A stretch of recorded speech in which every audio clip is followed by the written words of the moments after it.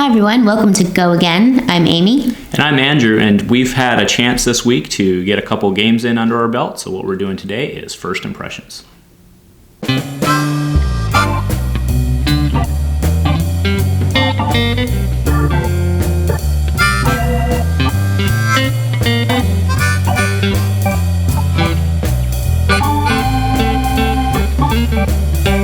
Alright guys, welcome back to episode 2 of Go Again. So yeah, this is our first impressions episode. We got a couple games in this week.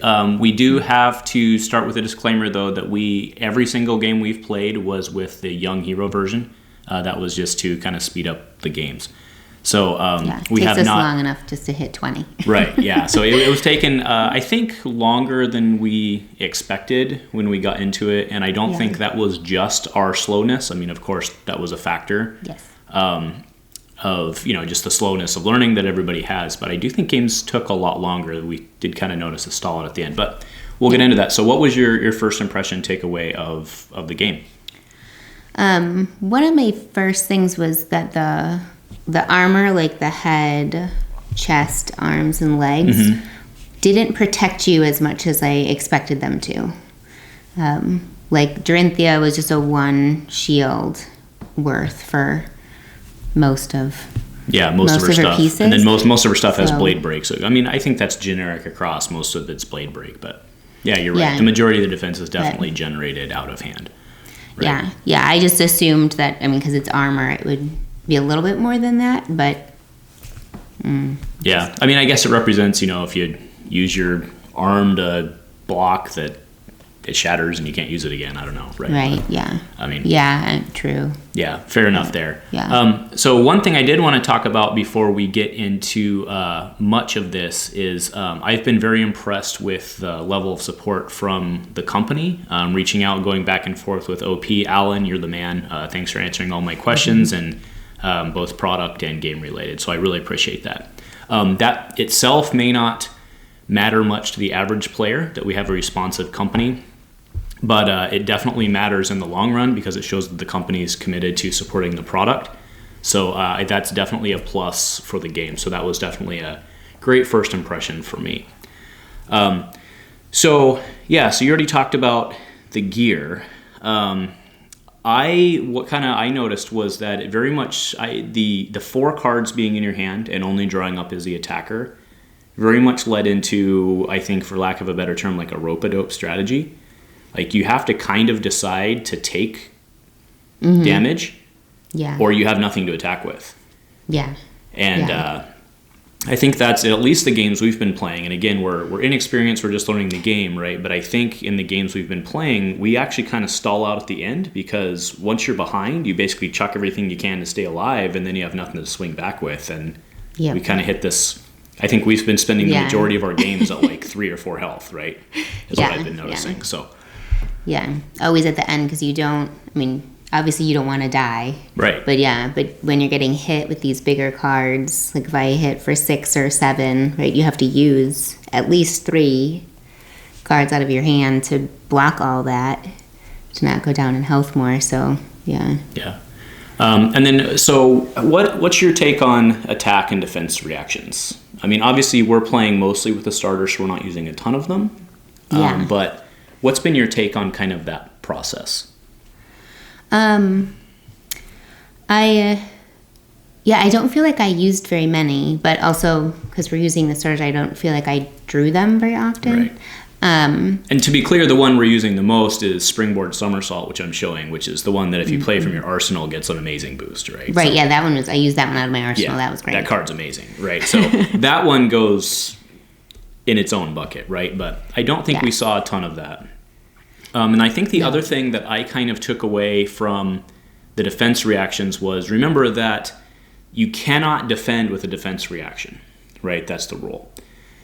Right, you can only defend react with a defense reaction. Otherwise, you can defend with any other card. So I think I would like to see, if I was rewriting the rules or whatever, I think I would like to see the defense reactions look different than the rest of the cards to set them apart visually. And by the same rule, I think that I would also like to see the attack reactions look different as well, just so that they're not confusing. But I think I would also like you to not be able to defend with an attack reaction. I think it would just make it easier for me inherently. I think the whole attack, defend, reaction card thing is actually good because it's like attack, defend, respond. I think it's a great mechanic. But I think it's very non-intuitive to new players because you can use any card in your hand except this card that's used to defend. You can defend, to be defend honest, with any card except for this card you have to defend, but you have to pay for it. And it's like, anyway. Well, I guess that's true. I probably wouldn't have. I mean, you probably would have caught me. But I was going to say, I honestly couldn't tell you in some of our games if I accidentally used one of those. Oh, I'm sure in the games that we've played, we've defended with it. I'm sure it's happened. Because I haven't, 100%. I mean, definitely not been paying that close of attention to the little verbiage at the bottom. Yeah. No, I agree. I'm especially sure that when we've I'm slipped trying up. To defend. But. Yeah, I'm sure that we've slipped up because Dorinthia has that one card. It escapes me right now, but it's the one that if they've defended, you get to, if they're attacking with a weapon, you get to hit them for 1, right? Like that card is really good. So anyway, that's just one quick takeaway I have. We don't need to harp on it very long because it is what it is. But yeah, so I just want to make sure we made a list before to make sure that we got through everything. But yeah, so we already talked about come from behind and how games were a lot longer. I think that so the games we've played so far have been Katsu and Dorinthia, right? So obviously Dorinthia is her girl, which is awesome. Katsu's really cool that he gets the multiple attacks, but he's really hard, at least in what we've been playing, to get paired up, because Amy was basically just like, oh, you want to hit me for 1? Fine. You want to hit me for 1? Fine. And then she's like, hit for 4, and you're like, discard everything I have. And she's like, okay, hit for 3. I'm like, okay, whatever. So that's what we noticed with Katsu. I could see once you get all the Katsu combos off it being really cool, but it's another one of those things where, like, in order to get all the combos off with Katsu, some of them are 2 to 3 card combos and you have to pay for them. You need 4 cards in your hand to do that. So, and then I think that leads us into kind of what you wanted to talk about, which was arsenal strategy. Yeah. So I was really curious as to how that would work in the end, right? And as we did the pack openings, I noticed some of the cards that got stronger, like the somersault, right? If you put it in your arsenal. So as soon as I got one of those in my hand, I was like, oh, we're going to hold on to that one. So I didn't pitch that to defend before because I knew it would help me a lot more in Arsenal. So I waited till the end of that round so I could put it in Arsenal. And that one's great to use from Arsenal. But then I put an attack reaction, I think, in my Arsenal. That's right. And you got pinned down the whole game. Cost 2. And I didn't really think about the cost before putting in an Arsenal. And it took me a long time to be able to get that out. Because like with Dorinthia, you have to pay 1 just to play her weapon, right? And then like you said, if you're defending, you usually don't have 4 cards in your hand by your attack turn. Do you draw when you draw at the end before of your you attack? Oh, and that's what you said it right. If you defend, you don't have the cards you need. Right. So then it was hard to have enough cards to pitch to get enough resources to pay for some attack and to use that 2 cost out of the arsenal. So after that, I was a little bit more cognizant of the cost of things that I'm putting in my arsenal. Right. And I think that's what we, after talking, kind of ended up deciding upon, was that really you should probably only be putting 0 cost stuff in your arsenal, at least functionally, right? I mean, maybe if you're playing, like, I could see if you're playing constructed deck somewhere down the line where you have a whole bunch of 3 pitches and then a whole bunch of 0 cost plays in your deck, you could maybe like put a 1 or a 2 there because you're going to have extra left over. But especially in your case with Dorinthia, we were trying to come up with that extra 1 to attack with her weapon multiple times. Plus, you have to use all of the stuff that sets her up to have go again on her weapon also costs, right? So you have to do a 3 pitch just to do the setup, attack, and attack at its very least. So I don't know where you're coming up with these cards, right? So yeah, I mean that's very. It's just been very interesting learning. Obviously, we knew coming into this card economy was going to be exceedingly important, and I don't think we figured out that part of it at all yet. One thing I did want to note was that items aren't as bad as we originally thought, right? Because originally you're like, oh, I have to spend basically my whole turn to put an item into play. That seems really bad. And what we ended up finding was you could actually spend a turn defending, then just drop the item and say screw it to attacking, and then that next turn that item could basically burn to give you a huge advantage. So I can definitely see if we could figure out kind of a deck based around, I don't know, there's 60 cards in the deck, you probably need 4 to 6 items to be able to do like a item based strategy in your deck. But again, you can just tank up, defend one turn, drop it, and then just attack like crazy next turn. But still, it leaves you in that rope-a-dope strategy, right? That's actually what they should call this, is like rope-a-dope the card game, right? So, and for those of you not from the country, that's a Rocky, not from the U.S., that's a Rocky term. The Rocky movies is rope-a-dope, right? You just kind of take it in the face and you block with your face, really, is the plan. So,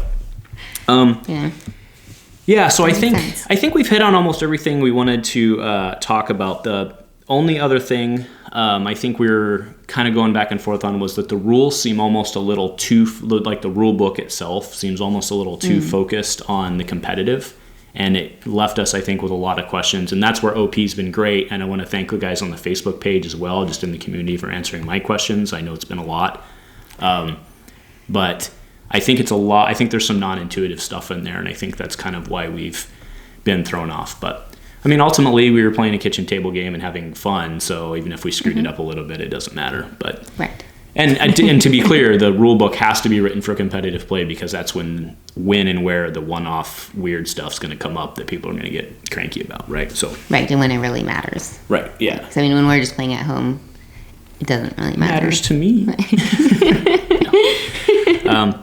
Yeah, so I think that's pretty much all we had on our list. But before we get out of here, I mean, what are you thinking? Is something you want to play more, explore more? Where are you standing on the game right now?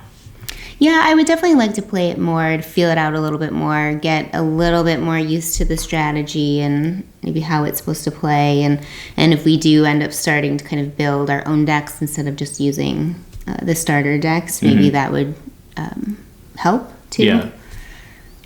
Yeah, that's actually what I wanted to do this week is, I mean, we only have the 4 boosters, but I mean, we can break them down by class and start looking at it. But we do need to get, we haven't played Reinar just because he looks, I'm not sure how he's going to work with that whole have to discard a card as an additional cost. Like Reinar just might never defend, but we'll have to get him on the table and see how things go. I think you should try Bravo. I think he sounds quite interesting. I mean, he packs a huge punch. Well, and Bravo, so they had the big calling in Auckland this weekend, and Bravo's the one who won it. So, and now that was sealed, but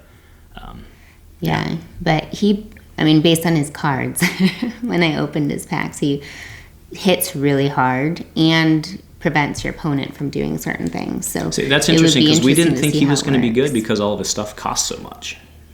Yeah, right? But he has a lot of high pitch cards too. He has a ton of like 3 pitch. Yeah, well, fair enough. We'll do that this week and report back, I guess, right? So, all right. Well, so I think I'm enjoying the game as well. I'm a little hesitant to see, or not hesitant. I'm just a little curious to see how it's really going to play out in the long run. The game seems really great for just kind of start and pick up play. The 9 copies of cards, even though I realize they're 3 copies of 3 different cards, but the 9 copies has me a little worried that you could basically have decks with only like 5 or 6 cards in them.